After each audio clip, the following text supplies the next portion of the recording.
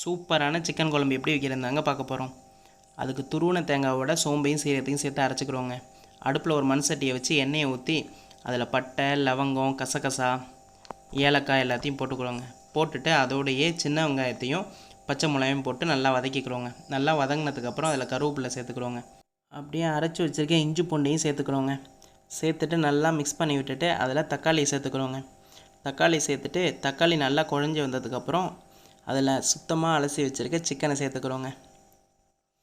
சிக்கனை எல்லாத்தையும் சேர்த்துட்டு அதை நல்லா மிக்ஸ் பண்ணி விட்டுக்கிறோங்க. அதில் போட்டிருக்க இஞ்சி பூண்டு பேஸ்ட்டு, வெங்காயம் எல்லாமே மிக்ஸ் ஆகிற அளவுக்கு மிக்ஸ் பண்ணிக்கிறோங்க. அதில் அப்படியே மஞ்சத்தூளை போட்டுட்டு அப்படியே சிக்கனை நல்லா மிக்ஸ் பண்ணிக்கிறோங்க.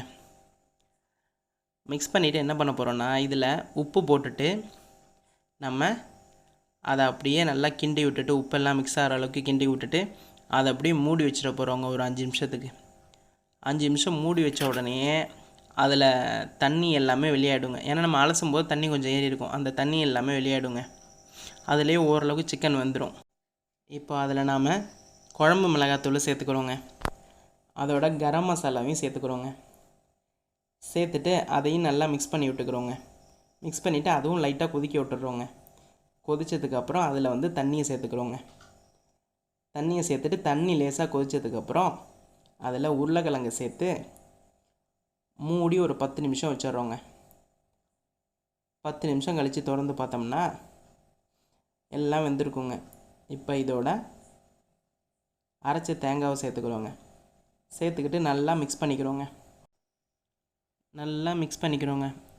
நல்லா மிக்ஸ் பண்ணிவிட்டு உப்பு சேர்த்துக்கிறோங்க. ஏற்கனவே கொஞ்சம் உப்பு போட்டிருக்கிறதுனால கரெக்டான அளவு உப்பு சேர்த்துக்கிறோங்க.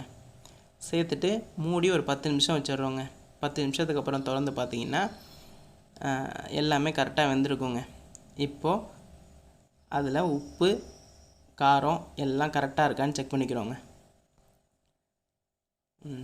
எல்லாமே கரெக்டாக இருக்குங்க. அப்படியே அதில் பொடி பொடியாக நறுக்கி வச்சுருக்க கொத்தமல்லியை தூவிக்கிறோங்க. சுவையான சிக்கன் குழம்பு தயார்.